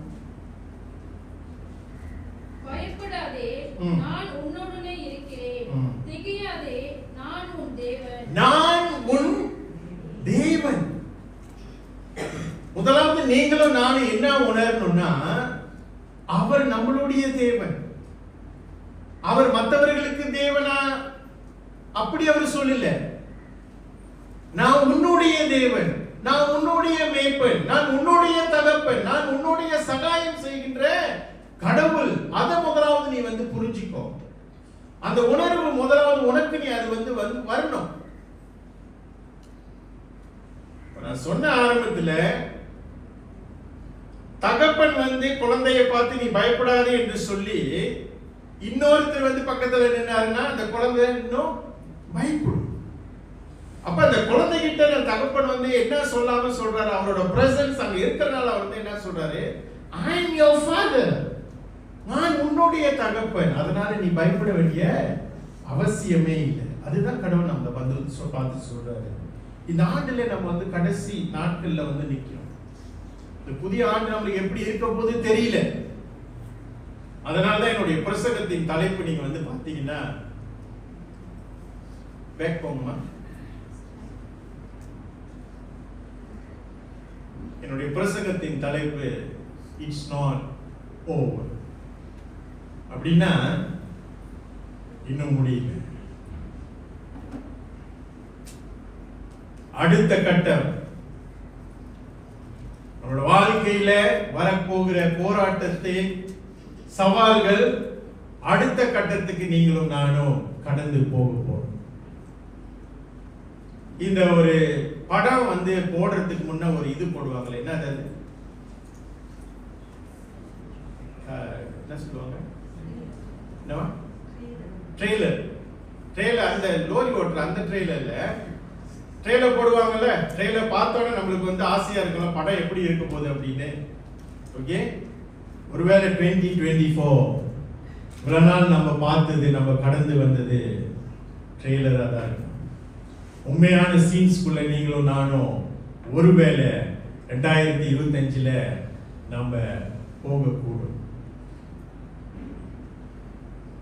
சவால், போராட்டம் ஒருவேளை இன்னும் அதிகரிக்கும். இந்த வருஷத்தை விட அடுத்த வருஷம் வெற்றியா முடிஞ்சா சந்தோஷம். ஒருவேளை வெற்றி நமக்கு காத்திருக்கலாம். 2026ல வெற்றியை நாம் எதிர்நோக்கி கொண்டு போய் கொண்டு இருக்கிறோம் கர்த்தருடைய பலத்தினால. பட் அதே சமயத்துல நம்ம மறந்துடக்கூடாது, it's not over. It might be இன்னும் ஒரு வருஷம் நம்மளுக்கு ட்ரெய்லரா இருக்கலாம். 2027 தான் ரிலீஸே ஆக போகுது படம். அந்த மாதிரி இந்த 2026 நீங்களும் நானும் கால் எடுத்து வைக்கும் பொழுது முதலாவது நீங்களும் நானும் என்ன மறந்துடக்கூடாதுன்னா, நம்மளுடைய தேவன் நம்மோடு இருக்கிறார். நம்மளுடைய தகப்பன், நம்மளுடைய முன்னோர்களுக்கு மத்தியில இருந்த அதே தேவன், ஆபிரகாம், ஈசாக், யாக்கோபுக்கு இருந்த தேவன், உன் சந்ததியோடு நான் இருப்பேன், அந்த வாக்குத்தத்த வார்த்தை இன்றைக்கு நாம் பேசுறோம்னா வாசிக்கிறோம்னா என்ன குறிக்குது? அவருடைய பிரசன்னம் நம்மளோடு தொடர்ந்து வருகின்றது. அப்ப நீங்களும் நானும் இந்த ஆண்டு இறுதியில நிற்கும் பொழுது சோர்ந்து போக அவசியமே இல்லை. உண்மைதான், நம்ம எல்லாம் மனுஷன். பல காரியம் நம்ம நம்மளுடைய சொந்த பலத்தினால, நம்மளுடைய சொந்த ஞானத்தினால, முயற்சினால நம்ம நிறைய காரியத்தை நம்ம செய்ய பார்க்கிறோம். ஆனா பல நேரத்துல நம்மளுடைய பலனுக்கு அப்பால் பல காரியம் நம்மளோட வாழ்க்கையில தனிப்பட்ட ரீதியிலயோ குடும்பத்திலயோ நடக்கிறத நம்ம பார்க்கிறோம். we can't control இல்ல, நம்மளால கண்ட்ரோல் பண்ண முடியல. சில சமயத்துல நம்மளுக்கு அப்பால் காரியம் நடந்தே போய்கொண்டே இருக்குது. பட் மறந்துடாதீங்க, கடவுளை நம்மளை பார்த்து என்ன சொல்றாரு? நான் உன் தேவன், நான் உன்னோடு இருப்பேன். முதலாவது எடுத்தவங்க வாசிங்க, உபாகமம் 31:6. உபாகமம் 31:6 இப்படியாக சொல்லப்பட்டிருக்கு. நீங்கள் பலம் கொண்டே திடமனதாய் இருங்கள், அவர்களுக்கு பயப்படவும் திகைக்கவும் வேண்டாம். உன் தேவனாகிய கர்த்தர் தாமே உன்னோடு கூட வருகிறார். அவர் உன்னை விட்டு விலகுவதும் இல்லை, உன்னை கைவிடுவதும் இல்லை என்று சொன்னார். எவ்வளவு ஆறுதலான வசனம் பார்த்தீங்களா? இன்னைக்கு போன வாரம் கிறிஸ்துமஸ் அன்னைக்கு பாஸ்டர் பிரசங்கம் பண்ணாரு. அன்பை குறித்து, மனுஷனுடைய அன்பு தனியலாம், மனைவியோட அன்பு தனியலாம், கணவனுடைய அன்பு தனியலாம், பிள்ளைகளுடைய அன்பு தனியலாம், உற்றார் உறவினர்களோட அன்பு தனியலாம். எல்லாம் ஒரு எல்லையோடு தான் வரும். ஆனா ஆண்டவர் நமக்கு என்ன வாக்குத்தத்தம் கொடுக்கிறாரு? நான் கடைசி மட்டும் உன்னோடு நான் இருப்பேன். ஒரு பாடல் இருக்குல்ல தமிழ்ல, வீடு வரை உறவு. வாசி படிக்க, நீங்க எல்லாம் படிச்சவங்க தான், எனக்கு தெரியும். வீடு வரை உறவு, காடு வரை இல்ல, வீடு வரை உறவு, வீதி வரை மனைவி, காடு வரை பிள்ளை, கடத்தி வரை. நீங்க இப்ப பாடுகிற ஆயிட்டீங்க. வீடு வரை உறவு, ஓகே, அவ்வளவுதான், உண்மைதான். வீடுக்கு வீடு வாசப்படி மாதிரி அந்த உறவு வீடு வரையும் தான். அப்புறம் என்ன சொல்லுது? வீதி வரை. வீதி, வீதினா என்னது? சிம்பாங், கொஞ்சம் தீகா சிம்பாங், அம்பா சிம்பாங் வரையும் தான் மனைவி வருவாங்க. போறீங்களா மனைவிகளே? செம்பாங் வரையும் தான் போறீங்களா? கணவரை பார்த்து நான் சொல்றேன், அவங்க உதாரணமா மனைவி சொல்றாரு. இல்ல கணவனுக்கு மனைவி செம்பாங் வரையும் தான் வருவாங்க. அப்புறம் என்ன சொல்லுது இந்த பாடல்? வீதி வரை மனைவி, காடு வரையும் பிள்ளைங்க. பிள்ளைங்க கொஞ்சம் தொலைவா வருவாங்க. இந்த மனுஷனை எப்படியாவது காட்டுல போய் தள்ளி விட்டுருவோம் அப்படின்ட்டு கொஞ்சம் தொலைவா வருவாங்க, காடு வரையும் வருவாங்க. ஆனா இந்த பாடல இறுதி பகுதி என்ன சொல்லுது? கடைசி வரை, கடைசி வரை யாரும் இல்லை. இன்னைக்கு நம்மளோட வாழ்க்கையில பிரயாணம் பண்றதுக்கு கடைசி வரையும் இயேசு கிறிஸ்துவை தவிர்த்து யாருமே வர மாட்டாங்க. அப்ப நீங்களும் நானும் இயேசுவை நம்பி இருந்தா, இயேசு கிறிஸ்துவை நம்மளோட சொந்த இஷ்ட தெய்வமாய் நம்ம ஏற்றுக்கொண்டா, அது நமக்கு கிடைச்ச பெரிய பாக்கியம். ஏன்னா கடைசி எல்லை வரையும் நம்மளோட பிரயாணம் பண்ணுகின்ற அந்த இயேசு கிறிஸ்துவை நீங்களும் நானும் ஏற்றுக்கொண்டபடியினால், இந்த பாவ மன்னிப்பு நிச்சயத்தை நீங்களும் நானும் பெற்றுக்கொண்டபடியினால் அவர் நம்மோடு கடைசி வரை வரார். அதுதான் சங்கீதக்காரர் தாவீது சங்கீதம் 23 இப்படியாக அவர் சொல்றாரு. எடுத்து வைங்க. சங்கீதம் 23 இந்த வசனத்தை நம்ம வாசிக்கும் போது, கர்த்தர் என் மேய்ப்பராய் இருக்கிறார், நான் தாழ்ச்சி அடையேன். அப்புறம் அந்த டீடைல்ஸ் வந்து அவர் சொல்றாரு பாருங்க, தாவீது சொல்றாரு, நான் புல்லுள்ள இடங்களில் நடந்தா எங்க நடக்கிறது கூட அவர் வந்து சொல்றாரு, கர்த்தரின் மேய்ப்பராய் இருக்கிறார், நான் தாழ்ச்சி அடையேன், அவர் என்னை புல்லுள்ள இடங்களில் மேய்த்து அமர்ந்த தண்ணீர் அண்டையில் என்னை கொண்டு போய் விடுகிறார். கர்த்தர் நமக்கு மேய்ப்பனாய் இருக்கிற வரையும் நம்ம எதற்கும் அஞ்சிட வேண்டும். உட வாழ்க்கை கரடு முரடா இருக்கலாம், தலைகீழால இருக்கலாம், உடைந்து போய் இருக்கலாம், அவமானத்துக்கு ஆளாக இருக்கலாம், சோர்வுக்கு ஆளாக இருக்கலாம். என்ன மறந்துட வேண்டாம், God, the Lord is our shepherd. அவரை நாம் ஏற்றுக்கொள்ளும் பொழுது அவர் நமக்கு மேய்ப்பனாக இருக்கிறார். முதலாவது என்ன பார்க்கிறோம், கடவுளுடைய பிரசன்னம் நம்மளோடு என்னைக்குமே இருக்கு. 2024 இருந்த மாதிரியே 25 இருக்க போகுது. அது நீங்களும் நானும் உணரணும். நான் உன் தேவன் என்று நீ அறிந்து கொள்ளு. ஓகே, பல நேரத்துல தேவ பிரசன்னம் எனக்கு இல்லை, கடவுள் என்னோட இல்லை சொல்லக்கூடிய நிலையில ஒருவேளை நீங்களும் நானும் கடந்து போயிருக்கோம். ஏன்னா அந்த சிச்சுவேஷன் அப்படியாக நம்மளை போட்டு நெருக்கிறத வந்து பார்க்கிறோம். வசனம் வந்து மாறாது. வந்து சொல்றாரு, நான் உன்னோடு இருப்பேன். அதுதான் இஸ்ரவேல் ஜனங்களுக்கு அவர் வந்து சொல்றாரு. இரண்டாவதாக இந்த பகுதியில் நம்ம வந்து என்ன பார்க்கிறோம்னா, அதே வசனம் 10வது வசனத்துல கடவுளுடைய பலன் நமக்கு இருக்கு இல்ல, God strength, தேவனுடைய பலன். Okay, his strength is complete in us. அவர் நமக்கு வந்துட்டு சும்மா ஒரு பலத்தை வந்து நமக்கு வந்து கொடுக்கும்போது, ஒரு சிச்சுவேஷனை நம்ம வந்து கடந்து போகும்போது, ஒரு ட்ரையலை நம்ம வந்து கடந்து போகும்போது நம்மளுக்கு என்ன சொல்லுவாங்க, இந்த வார்த்தை வந்துட்டு இப்படியா சொல்லலாம், கடவுளுடைய பலனை நம்மளுக்கு வந்து அப்படியே பிச்சை போடுற மாதிரி அவர் வந்து பிச்சு போடுறது, அவரு முழுமையா கொடுக்கிறார். ஏன்னா இந்த நியமனம், இந்த வாழ்க்கை பயணம், இந்த வாழ்க்கை போராட்டம் உங்களுக்கும் உங்க குடும்பத்துக்கும் அவரோட அனுமதியோடு நடக்கிறனால அதை கடந்து போவதற்கான முழு பலத்தையும் அவர் உங்களுக்கும் எனக்கும் கொடுக்கிறார். முதலாவது அவருடைய பிரசன்னம் நம்மளோடு இருந்தது. இரண்டாவது வந்து அவர் சொல்றாரு இந்த வசனத்துல, I will strengthen you. வாசிங்க தமிழ்ல, நான் உன்னை பலப்படுத்தி உனக்கு சகாயம் செய்வேன். கடவுள் நம்மளுக்கு பாருங்க, நம்மளை பலப்படுத்தி அப்படி விட்டுறது இல்லை. ஓகே, அவர் வந்து சொல்லி அடுத்த வசனம் பாருங்க, yes I will help you, I will help you, I will அப்படினா அவர் செய்வார். நான் உங்களுக்கு பலத்தை கொடுத்துட்டு எப்படியாவது நான் உங்களுக்கு பலம் கொடுத்துட்டு நீ போ அப்படின்னு சொல்றது இல்லை. I will help you னா என்ன சொல்லுது, முதலாவது அவருடைய பிரசன்னம் நம்மளோடு இருந்தது. அவர் நம்மளோட அந்த பிரசன்னத்துல இருக்கும் பொழுது அவர் சும்மா அப்படியே உட்கார்ந்துருக்கல, அந்த பயணத்துல நம்மளோடு வர. எவ்வளவு பெரிய ஒரு ஆறுதலான வார்த்தை பார்த்தீங்களா, I will help you. பல நேரத்தில் நம்ம வந்து என்ன கேட்கிறோம், ஆண்டவரே எனக்கு இறங்குங்க இறங்குங்க இறங்குங்க. அந்த வார்த்தைக்கு பதில் கடவுள் சொல்றாரு, நான் உனக்கு இறங்குவேன், நான் உனக்கு சகாயம் செய்வேன், நான் உனக்கு உதவி செய்வேன். ஏன்னா இந்த போராட்டத்தை நீ வந்து கடந்து போக முடியாது, உன்னுடைய சுய பலத்தினால் நீ வந்து கடந்து போக முடியாது, ஒரு காலமும் முடியாது. அதனால என்னுடைய பலன் நான் வந்து உனக்கு கொடுத்து உனக்கு நான் சகாயம் செய்வேன்.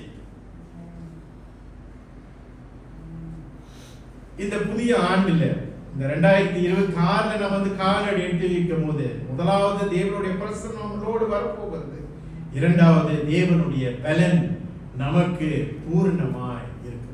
வாசிங்க பிலிப்பியர் 4:13 இப்படியாக வாசிக்கிறோம். பிலிப்பியர் 4:13 என்னை பலப்படுத்துகின்ற கிறிஸ்துவினாலே எல்லாவற்றையும் செய்ய. யாரு சொல்றா? பவுல் சொல்றார், எல்லாவற்றையும் செய்ய எனக்கு பலன் உண்டு. அந்த வார்த்தைக்கு முன்பதாக என்னை பலப்படுத்துகின்ற கிறிஸ்துவினால், அங்க கிறிஸ்து அவரை பலப்படுத்தினால்தான் எல்லாவற்றையும் பவுல் வந்து செய்து முடித்ததை நம்ம வந்து பார்க்கிறோம். அதனாலதான் இன்னைக்கு கல்லறையில எழுதி முடிக்கிறாங்க. என்ன எழுதி முடிக்கிறாங்க? போராட்டத்தை ஜெயித்தேன், ஓட்டத்தை முடித்தேன். அதற்கு பின்னால என்ன ஒரு ஒரு ஒரு அந்த பலன், அந்த கிருபை யாரு கொடுத்தார்? கடவுள் தான் கொடுத்தார். அவங்களோட சொந்த முயற்சியில நிச்சயமா பண்ணியிருக்க முடியாது. பிரியமான தேவ பிள்ளைகளே, ஒருவேளை நீங்களும் நானும் கடவுளோட பலனை அற்றவர்களாக ஒரு நிலையில நீங்களும் நானும் இருக்கும்போது தேவன் நமக்கு கொடுக்கின்ற வாக்குத்தத்த வார்த்தை என்ன? நான் உன்னோடு இருப்பேன், நான் உன்னை பலப்படுத்துவேன், நான் உனக்கு சகாயம் செய்வேன்.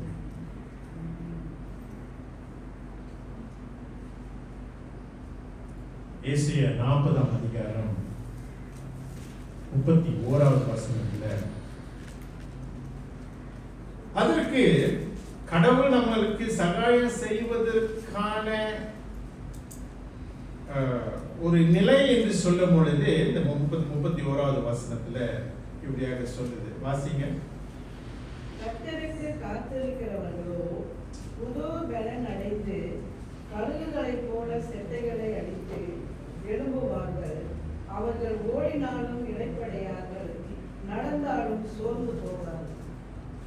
கர்த்தருக்கு காத்திருக்கிறவங்களுக்கு தான் புது பலன். ஒருவேளை இந்த ஜனவரியிலேருந்து 12ஆம் மாசம் வரை நீங்க காத்திருந்து இன்னும் அந்த காரியம் நடக்காம இருந்தால் ஆண்டவர் என்ன சொல்றாரு? 2026 காத்திரு, நான் செய்வேன், உனக்கு சகாயம் செய்வேன். அவர் வார்த்தை மாறுகின்ற தேவன் அல்ல,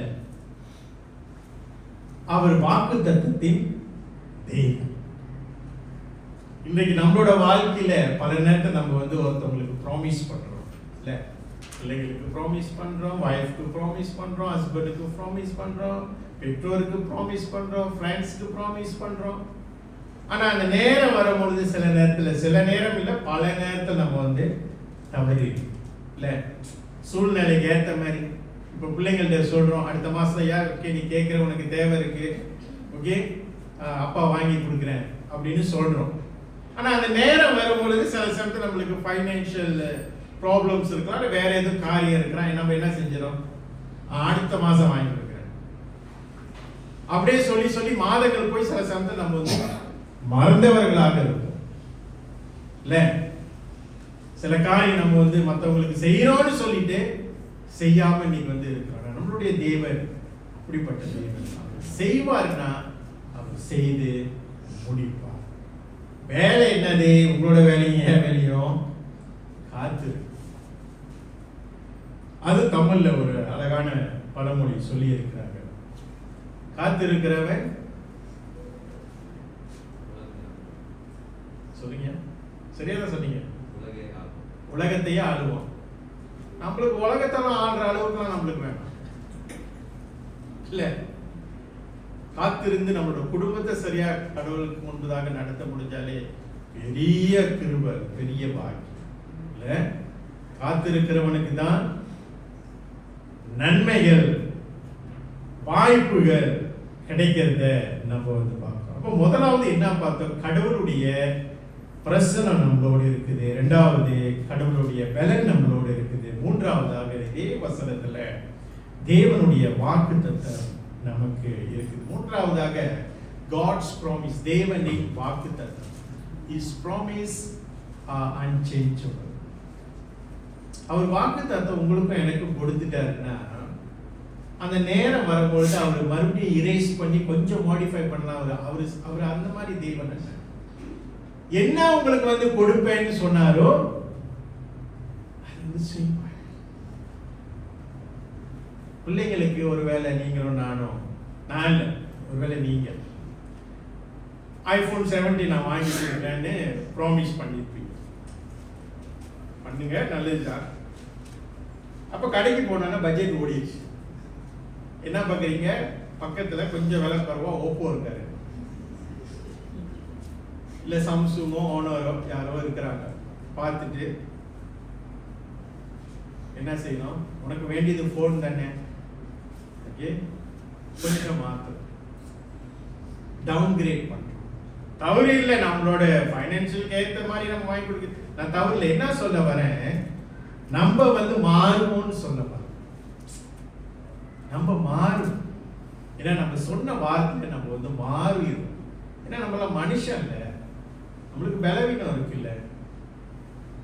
ஓகே, இப்போ இன்னைக்கு இப்படியும் நேற்று வரையும் நான் இன்னைக்கு ஆராதனைக்கு வருவதற்கு முன்பதாக கூடயும் நான் வீட்டில் சொன்னேன், இது முடிஞ்சு மறுபடியும் நாங்கள் லாபிஸ் போகிறோம். நான் ஆராதனை முடிஞ்சு ஒருவேளை அந்த வார்த்தைகள் மாறக்கூடும், எனக்கு தெரியாது, சூழ்நிலைகள் ஏற்ற மாதிரி ஒருவேளை. ஆனால் அவங்களோட இதெல்லாம் லாபிஸ் போகிறோம். நான் மாறிடுவேன், என்னோட வார்த்தை ஒருவேளை மாறும். தேவன் மாறாத. அவர் சொல்லுகின்ற என் அந்த வசனத்தை வாசிக்க, அந்த கடைசி பகுதி, என் நீதியின் வலக்கரத்தினாலே உன்னை தாங்குவேன். என் நீதியின் வலக்கரத்தினால் உன்னை நான் தாங்குவேன். அந்த வாக்குத்தத்த வார்த்தை அவர் கொடுக்கும் பொழுது பாருங்க, அந்த கடைசி பகுதியில் I will uphold you. upholdனா இங்கிலீஷ்ல uphold youனா தாங்கி,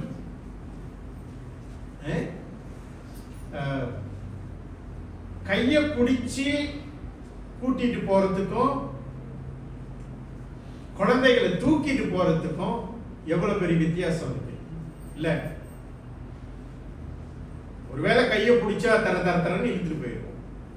ஆனா அது தூக்குனா அந்த குழந்தைகளுக்கு அந்த சேஃப்டி இல்ல, அப்பா என்னை தூக்கி வச்சிருக்கிறார், அம்மா என்னை தூக்கி வச்சிருக்கிறார். ஓகே, காளி இடிச்சாலும் எங்க அப்பாவை தான் இடிக்கும், என்ன இடிக்க. மாடு முட்டினாலும் எங்க அம்மாவை தான் முட்டும் இல்ல. அந்த சேஃப்டி கடவுள் என்ன செய்யறாரு, இந்த சூழ்நிலை நம்ம கடந்து போகும் பொழுது அந்த வசனத்தின் uphold you with my righteous hand, பரிசுத்த கரங்களால் அவர் நம்மளை தூக்கி நம்மளை அரவணைத்து இந்த காரியம் நம்மளோட வாழ்க்கையில நிறைவேற மட்டும் நம்மளை சுமந்து போகும். எம்மாவூஸ் சாலையில 2 சீஷர்கள் நடந்து போனாங்க.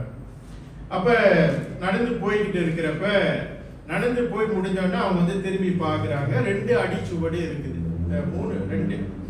அதுல ஒரு பார்ட் வரும் பொழுது திடீர்னு பார்க்குறாரு, ஒரு அடிச்சுவடு தான். அப்ப இயேசு கிட்ட கேட்கிறார் சீஷனு, இயேசுவே நீங்க என்னோட கூட வந்தீங்களா அப்படின்னு. அவர் சொல்ற, ராமப்பா நான் உங்க கூட தான் வந்தேன் அப்படின்னு. ஆனா ஒரு 2 அடிச்சுவடு தான் இருக்குது, அது என்னுடைய தானே அப்படின்னு. அப்புறம் இயேசு சொல்றாரு, இல்லப்பா அது என்னுடையது. அப்ப அவன் கேட்கிறான், என்னுடைய அடிச்சுவடு எங்க? அப்புறம் இயேசு என்ன சொல்றாரு, அந்த பாதை பொழுது ஒரு கரடு முரடான ஒரு இடம், அங்க நீ நடந்தனா நீ விழுந்திருப்ப, அதனால நான் உன்னைய சுமந்துக்கிட்டேன். பல நேரத்துல வாழ்க்கையில நாம் கடந்து போற பாதையில இயேசு கைவிட்டு மாறி நமக்கு தோணும். ஆனா அந்த காரியங்கள் எல்லாம் முடிந்து நம்ம உட்கார்ந்து சிந்தித்து பார்த்தோம்னா அந்த இடத்துல கடவுள் நம்மை சுமந்த. ஏன்னா அந்த இடத்துல நீ நடந்து போனா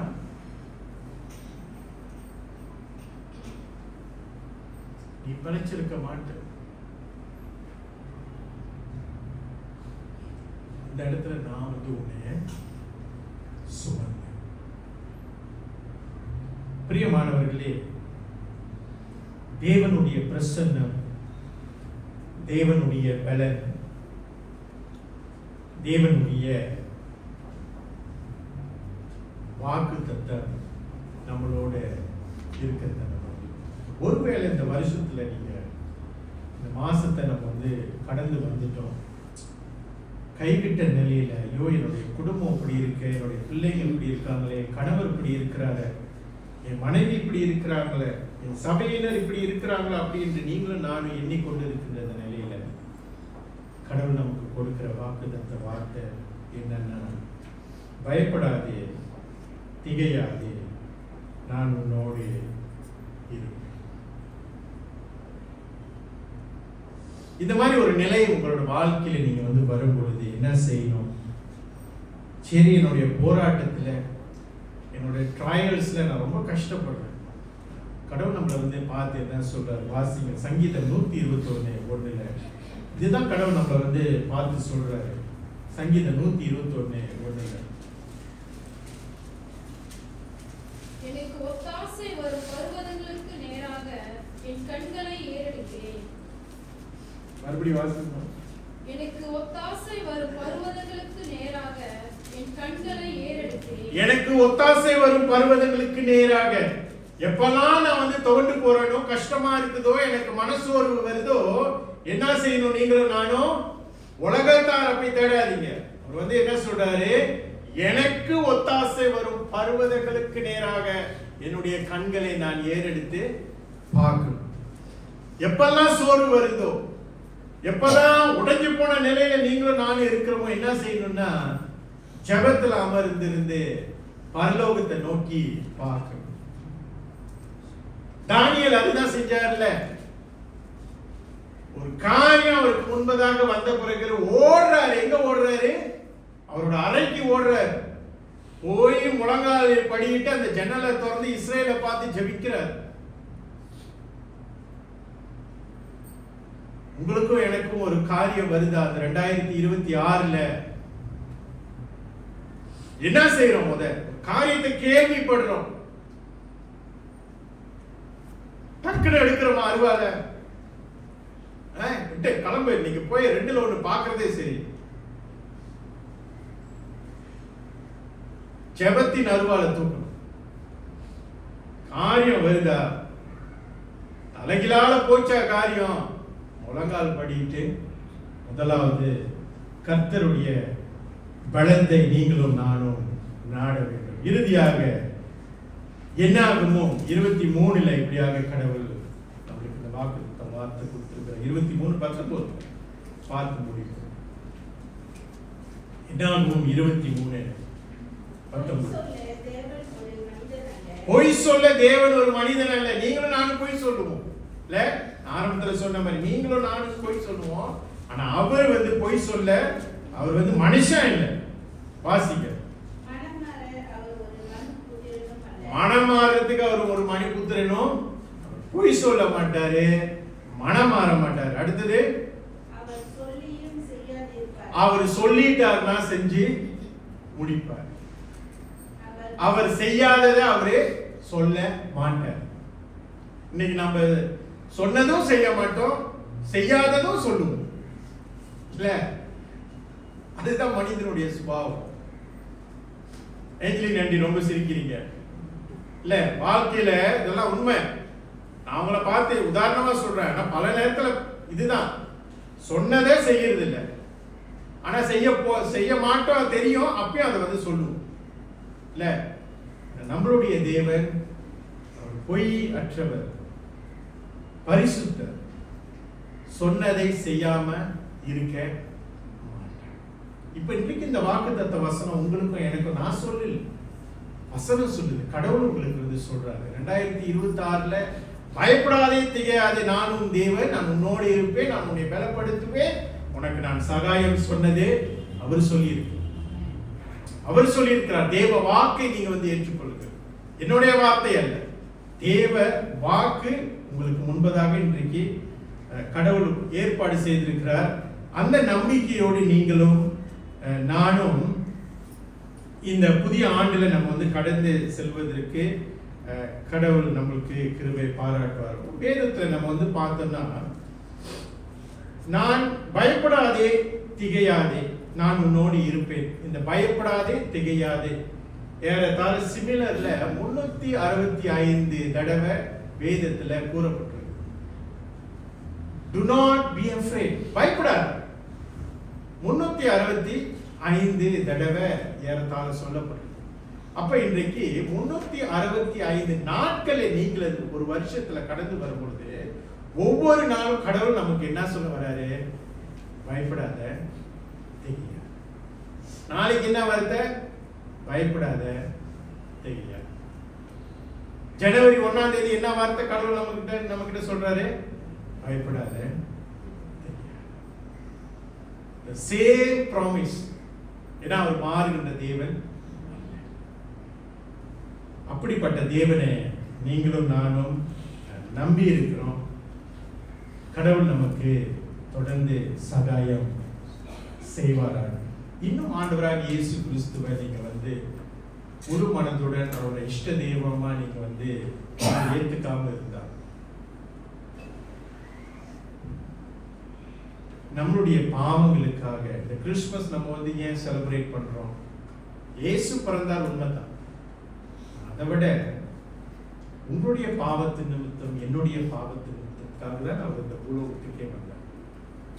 அவர் வர வேண்டிய அவசியம் இல்லை. Because of you and me.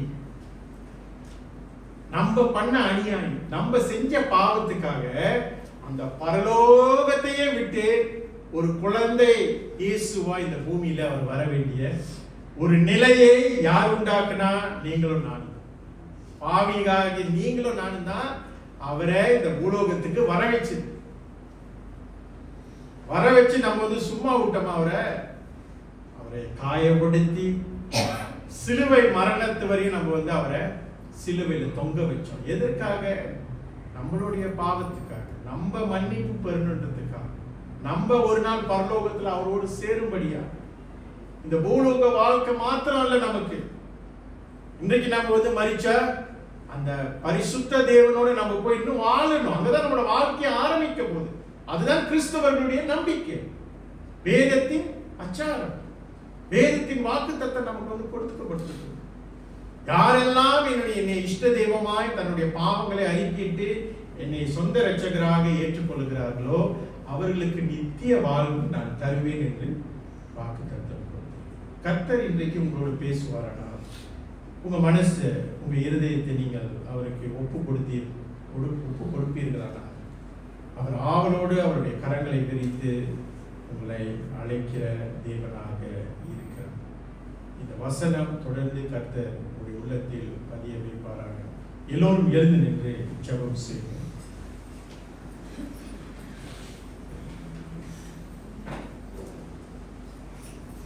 நல்ல தகப்பனே, இயேசு கிறிஸ்துவே,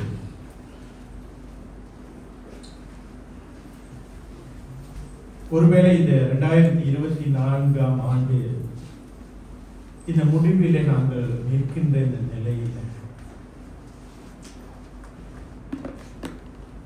ஒருவேளை நாங்கள் எல்லாம் முடிந்தது, எனக்கு எந்த ஒரு நம்பிக்கையும் இல்லை, எவ்வளையோ நான் முயற்சி பண்ணி துவண்டு போன நிலையில நான் இருக்கிறேன், தோற்று போன நிலையில நான் இருக்கிறேன். I can't do it all. அப்படி நீங்களும் நானும் சொல்லுவீர்களா? ஆண்டவர் சொல்றாரு, பயப்படாத, திகையாத, நான் உன்னோடு இருக்கிறேன். உனக்கு நான் பலத்தை கொடுப்பேன், உனக்கு நான் சகாயம் செய்வேன், உன்னை நான் தூக்கி சேர வேண்டிய இடத்துல சேரும்படி நான் உன்னை அணைத்துக் கொள்வேன். அந்த வாக்குத்தத்தம் வார்த்தை இன்னைக்கு கடவுளை நம்புற பிள்ளைகளை நம்மளுக்கு மாத்திரம் தான் இருக்குது. யாரும் இன்னைக்கு நம்மளுக்கு ஆறுதல் சொல்லலாம், ஆனா ஒரு காலகட்டத்தோட தான் நம்மளுக்கு ஆறுதல் சொல்லுவாங்க, உதவி செய்வாங்க, நம்மளோட பிரயாணம் பண்ணுவாங்க. ஆனா இயேசு இந்த பூமியிலே நாம் இருக்கின்ற வரை, நாம் இறுதி மூச்சு இருக்கின்ற வரை நம்மளோடு பிரயாணம் பண்ணுகிறார். அந்த நம்பிக்கையில இந்த புதிய ஆண்டுல நாம் எல்லாரும் காலடி எடுத்து வைத்தோம் என்றால் இனி வருகின்ற காலங்களில் என்ன விதமான சவால் நமக்கு வந்தாலும் இந்த வாக்குத்தத்த வார்த்தை நம்மோடு இருக்கும். நான் உன்னோடு இருப்பேன், நான் உன்னை நடத்துவேன். ஆண்டவரே, எங்களுக்கு கிருபை பாராட்டுங்க, எங்களுக்கு உதவி செய்யுங்க, எங்களோட அவிசுவாசத்தை எடுத்து போடுங்க ஆண்டவரே.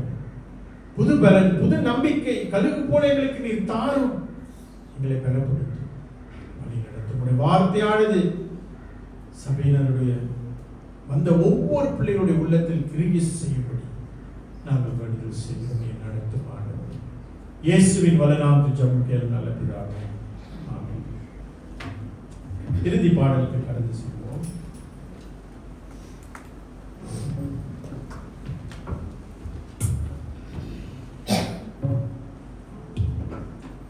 யாவரும் எழுந்து நின்று கர்த்தரின் கை குறுகவில்லை என்ற பாடலை நாம் பாடுவோம்.